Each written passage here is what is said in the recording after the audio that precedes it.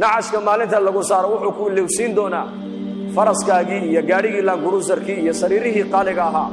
aad ku raaxaysanaysay baad ku iloobi doontaa yowma alqiyaamati laa maalun walaa waladun maalinta qiyaamahana kii maal badan lahaa maalkiisu anfici maayo kii qabiil laandheeraha ka dhashay qabiilkiisu anfici maayo kii awlaad badan lahaa awlaaddiisu anfici mayso wadammatu lqabri tunsi leylata alcursi mar allii marka qofka qabriga la dhiga buu rasuulku noo sheegay xadiis kale qabrigu sidaa buu iskugu yimaadaa deedna feedhaha qofka ayaa sidaa isku dhaafa haddii qabriga isku yimaadkiisa nin ka badbaadi lahaa buu nebigu yidhi sacad binu mucaad baa ka badbaadi lahaa buu rasuulku yidhi calayhi salaatu wasalaam atadruuna man huwa sacad waa ninkii geeridiisa maalintuu adduunyada ka intiqaalay carshiga raxmaanku u gariiray faraxan liquduumihi imaadku adduunyada ka tegey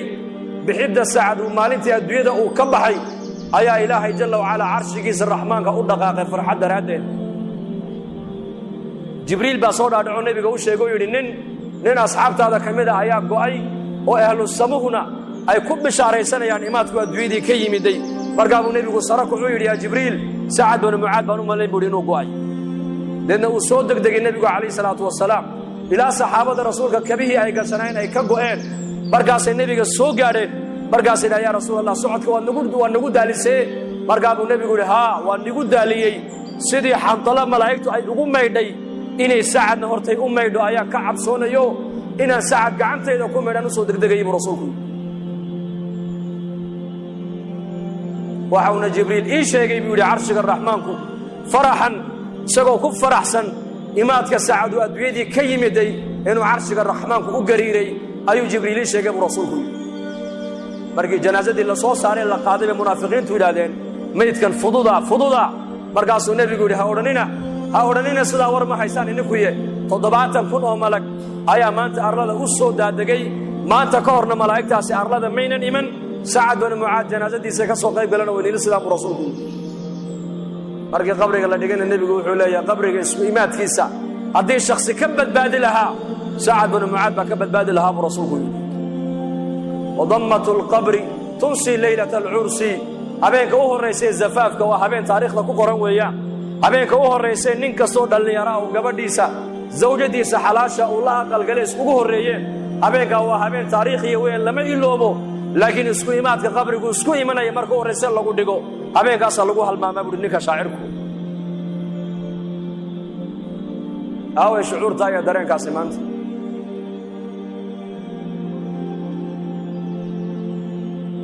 وهذا عثمان بن عفان رضي الله عنه ذي النورين markuu qabuuraha dul yimaado ilmadu garhkiisa qoyn jirtay ilaa laabtiisa waxaa la yidhaha cusmaan jannada iyo naarta ayaa laga sheekeeyaa ma oydida qabriga markaa dul timaada maxaa loo oydaa baa lagu yidhi waxa uu nebigu noo sheegay calayhi salaatu wasalaam ayuu yidhi qabrigu waa aqalka aqallada adduunyada ugu dambeeya weeyaan waana aqalka aqallada aakhiro ugu horreeya halkaa ninka ku nabadgalana nabadgelyadii runta u dambaysa buu rasuulku yidhi halkaa ninka lagu cadaabana cadaabkii weynaa baa u dambeeya buu rasuulku yidhi cusmaan radia allaahu canhu waardaah waa saxaabigii jaliilka ahaa ee adduunyada ilaahay ku imtixaamay loo sheegay in la imtixaamaya welibana iska sabray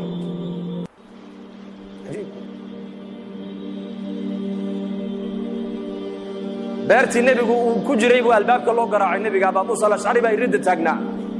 markaasuu nebiga u sheegay yaa rasuul albaabka waxaa garaacaya abibakar markaa buu nebigu yidhi soo gal ka dhe abubakar jannana ugu bishaaree haddana abaa muusa halkii buu fadhiistay haddana waa la garaacay waayo waa cumar waa kuu soo idan qaadiya u kaadi yaa rasuulallah cumar baa albaabka jooga soo gal ka dhe jannana u bishaaree haddana waa la garaacay yaa rasuulallah waa cusmaan baa albaabka taagan u bishaaree janno balaayaha siibi doontana u bishaaree buu rasuulku yidhi markii loo sheegay la yidhi nebigu jannana uu kugu bishaaraynayaa adduunyadana balaayo iyo masiiba kugu dhici doonta wuxuu ku jawaabay allahu lmustacaan aad safka hore ku wada tukataan ama mid meelaha iska barjeeyo qaraabadiinna hadduu 2 jeer ku yidhaahdo warniyo manaan baan kugu arkado baabur kula qallima ka warran waxaad odhan war adu noloshidaad ka xuntay daai karqabaad hee soo ma waad ka cabsan waa mid meelaha iska barjeeyo qaafila oo masaajidada iyo diintii ilaahay cilaaqo la lahayn hadduu 2 jeer riixun kuu sheegaad saa u nixo oo sidaa u qarqadhi ruuxbaba kuu dhacaya محمد عليه الصلاة والسلام صادق المصدوق ما هو شيء إنه بلايا أدوية كو أصيب دونته وعو إليه هذا الله المستعان.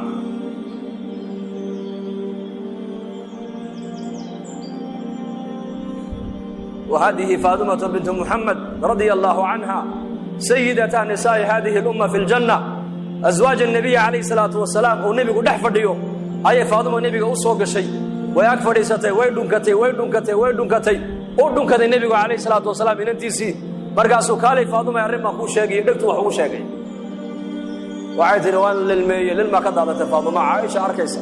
أم المؤمنين رضي الله عنها مرقابو النبي يقول هذا كالي فاطمة أريك أنا أخو شاقي دكتو أحكى له أخو شاقي إسلام أركيبا فاطمة هذا هو يقص الشيء فرح عليه عائشة مالين دم بقوي يدي وترى أرنتي مالين تادي أباها إني دحمرتي إن مرنا كويدي مرنا أتكفر حد إيشك مرقابي ترى هو يكون شيء ما يصير تاس أنا جي النبي نقد حسوا كوما شيء يو ولكن عائشة ما يهالمامنة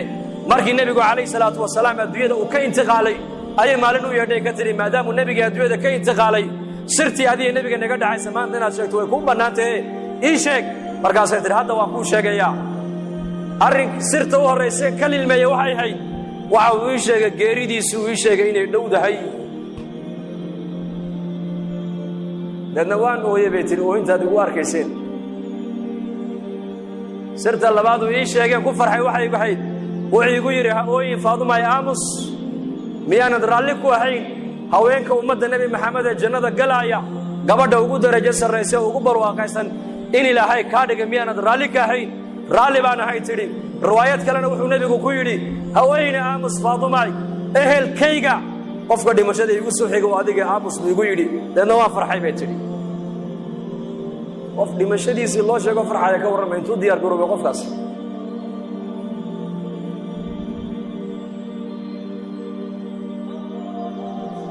هشام بن عبد الملك أيا ويا أبو حازم يزيد الرقاشي وعلي سؤال بانك ويدين بودي يا شيخ ما لنا نكره الموت هدانا نقول بقراء النهي محان دمشق وكرهنا بيقول دمشق وكعب صناعي زمن كاس وتابع تابعينتي وقرونتي هرويان مدحض أمبا نولش أدوية الجعلية عامة مسلمين تآخرة إني تجاب جعلايين ما أنت الزمن كأننا هي فقير كأن قريجي سعاوة وحباء عن أولين إنه آخرتك ديار مويه فقير حتى قوت اليوم عن هيسن أدي هذا آخرة ديار موتى ما يبورن إنتين هالكافر المساجد كجوكت هذه هالك هذا ملك السوتة كملك وهذا إنتين ناسي لهاي رالي بينيك النقطي الباب دي جنة نوالي نفري أيه وديار أي مكذا إنه قال هذه لهذا كورم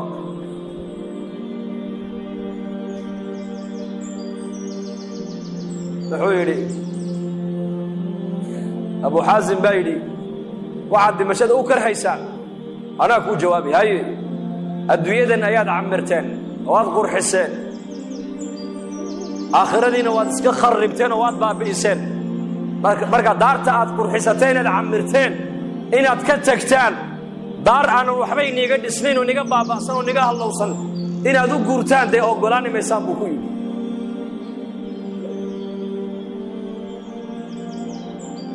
قرمي آخرة جعلانا يا قرمي لكلك إلهي جعلانا يا وأمرك دتك أعمالك هو الرئيس وأمرك السهي أي كه الرئيس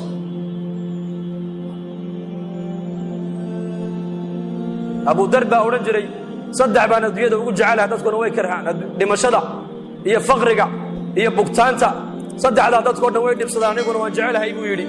مع الله جعش هاي باللقوي وحنا جعلها فقرقة وتواضع بودي تواضع باللقاها لا فقرقة حنونك وحنا لا جعلها ودم داف كلما قفك مؤمنك وحنو صدب الدم با لغا دافا دمشقنا وحنا لا جعلها ما غرانيسان بو يري ما نو شيك لا كلن ربيغي بان جعلها لا انا ددقاسي waxbay qadimteen iyagu maalintu dhimanaya Abu Dar illa cad buu kaligii ku dhintay meesha ribda leeyahay xaaskiisii buu u yeeray isagoo sakaraada way ku dul ooyday markaas uu ku dhina maxaad loo yeesaa markaas ay ku tiri kama maarmi karo kuma maydhi karo kuma aasi karo mara kafan kuu noqotana kuma hayo markaasuu ku yidhi dhegayso halkaa u bax tuurkaa u bax buu ka yidhi safar jamaaca mu'miniina soo mari doontee kuwaaba anigay aasi doonee iigu yeedh buu ka yidhi markaasay ku tidhi xaggee dad aan ka arkaa bay tidhi xaggee dad ka soo maraan xilligan jidka xajigii xajka ka noqonayna uu go'ay haddee toole oo xajkiina mar horaa laga noqdee dadka dariiqa soo marayaad sheegaysa waa dadkee bay ku tidhi nayaa ay dhegaysa buu yidhi koox anigu aan ka mid ahay annagoo maskiidka dhex fadhin oo xalaqad fadhina ayuu nebigu nagu soo baxo wuxuu yidhi mid baa iniga mida ininka keligii cidlo ku dhimani doonaa keligii buu cidlo ku dhimani doonaa aaskiisana jamaacad muslimiin oo mu'miniina ayaa ka qayb geli doonta raggii maalinta aan la fadhiyey nin kasta uu dhintay nin magaaluu ku dhintay nin tuuluu ku dhintay nin reerkiisiibuu ku dhintay ninka cidlada ku dhimanaya nebigu sheegay ee jamaacadda mu'miniintu aaskiisa ka qayb geli doonto waa anige ordoo tuurka u baxo jamaacaddii nebigu sheegay baa soo mari doonta iigu yeedh buu ka yidhi bal sida hadalka nebiga u rumaysan yihiin dadkaas muslimiinta maanta adduunyada joogta iyo muslimiinta qarniga caalamka joogtay farqiga inoo dhexeeya waa yaqiin khabarka nebi maxamed ay ka maqleen ayay boqolkii boqol iyo ku rumaysnaayeen boqolkii boqol ninkii nebigu uu sheegay buu yidhi waa aniga ee cidlada ku dhimanaya raggii kaloo dhan way wada dhinteen tuulo iyo magaalo iyo qaryad iyo reerkoogay ku dhinteen ninka cidlada ku dhimanaya waa anige jamaacaddu nebigu sheegayba aaskayga ka qaybgeli doontee halkaa u baxo joogsa buu yidhi jamaacaddii baad arki doontaaye isaguna sankaraadkii baa haya tuurtaaba buur bay fuushaa xaggaa iyo xaggaa wax ka socday eegtaa haddana way soo noqotaa maradeeda intay qoysay madaxa u saartaa haddana way ku noqotaa siday u noqnoqonaysay bay aragtay jamaacad muslimiin oo dariiqa maraya maradeedii bay markaa sidaa u tidhi baa la dhisi markaa bay soo leexdeen haweenay bay arkeen buurta dul taagan maxaa cidlada ku dhegay waxay tidhi saaxiba rasuulillaahi sal allahu alay wasalam nin nebi maxamed saaxiibkiiya ayaa cidladaa ku dhimanaya kaalayo ila aasa bay ku tidhi markaasay idhahdeen oo waayo waxay idhahdeen waxay tidhi waa abudar alghifaariyi radia allahu canhu abudar baa cidlo ku dhimanaye kaalayo ila aasa markaasay soo yaaceenay idhahdeen nufdihi biaabaa'ina wa ummahaatina hooyooyinka iyo aabbahaya ayaa ku furanaynaaye masaaxiba rasuulillahi baa cidlo ku dhimanaya markaasay abudar oo sakaraada ugu yimaadeen markay dhulka ka soo qaadeen dhabta ay ku qabteen uu indhaha kala qaaday horta wuxuu ku yidhi bishaaraysta mu'miniin baa tiinoo nebiga ina sii sheegay buu yidhi xadiiskii nebigu markii buu bishaareeyey ta kalena wuxuu yidhi dhegaysta laba qof oo muslimiina walaalkood ma dhinto hadday u sabraan oo aynan u ooyin oo ixtisaabna ilaahay ajar ka dalbaan oo u sabraan addoonkaasi naar ma arkee waa niga dhimanayaa maantuu cidlaan ku dhimanaya nebigaa i sheegee hay ooyine iska sabr buu ku yidhi arrinka saddexaadee nii sheeg waxa weeyaan mara kafan igu filan haddaan haysto iyadaa kafan layga dhigi lahaa laakiin ma haysto xaaskayguna mara kafan igu filan hadday haysana maradaabaa kafan layga dhigi lahaa iyaduna ma haysatee idhegaysta walaalahayo raggiina meeshaa maraya dowladda islaamka nin u soo shaqeeya hadduu inigu jiro dharka uu sitaa aniga kafan hayga dhigina buuhi kafan ugama barin dharkaas muxuu dhowrayaa xaaraantuu ka dhowrayaa jidhkiisa inay taabato diin buu wataa taqwad buu wataa iimaan buu wataa zaad buu wataa zaadkaa uu aakhiro la tegaayo inuu ka boorhooba ayuu diidan yahay innagana zamankan halkeen maraynaa waxaan ku cuninba waa la cunaa ilaa wax walba cuntay soomaaliya gaajada unbaa xaaraana bay ku odhanayaan gaajada unbaa xaaraana kullu jismin nabata fi lxaraami fannaaru awlaa bihi jidh kastoo xaaraan ku kora buu nebigu yidhi naartaa u xaq loo cuni doonta buu rasuulku yidhi xaaraantu iska daa adige ilaa oo shahwaddaadae taaiirisaa shahwaddaada way saamayn umadkaaga xaaraanta taqwaduna awlaadday iska soo baxdaa waracu awlaad buu ka soo baxaa lidaalika nin boqora quruntii hore ah ayaa qasrigiisa soo galay isagoo walwalsan xaaskiisii baa ku tiri maxaa ku helay boqor muslima buu ahaa mujaahid ah dowladihii ka dhisnaa bay ahayd bilaad alhindi wasind markaasuu yidhi inankeenii aan ciidanka u dhiibay ee mujaahidka ahaa ayaa la ii soo sheegay in la soo jabiyo laga soo adkaaday markaasay tiri warkaa sax maaha ku noqo sax maaha warkaa waxba kama jiraan bay tiri ha lagu noqdo u yaaba boqorkii oo maxaad og tahay anu waxbaan ogahay bay tiri 7 maalmood kadib haddana boqorkii qasrigii buu soo galay isagoo faraxsan xaaskii baa ku tiri maxaa dhacay maanta waad faraxsan tahay wuxuu yidhi inankeenii gaalada uu ka soo guulaystay haniimana uu soo galayaa maanta warkan dambaa saxa bay ku tidhi maxaad og tahay adigu waxay tiri waxbaan ogahay maxaad og tahay balii sheeg maalintii horena warkii hore waa diiddo warkii hore runtaa buu noqdo been buu noqdee waxay tiri inankaygaa curadee mujaahidka maalintuu calooshayda galay luqmad xaaraana afkayga inay gasho waan ka ilaaliyey bay tidhi markaan dhalayna ee naas nuujinta aan u bilaabayna markaan naaska nuujinayo waan u weysaysanayay bay tiri ilmaha tarbiyadiisii halka aan ka soo bilaabay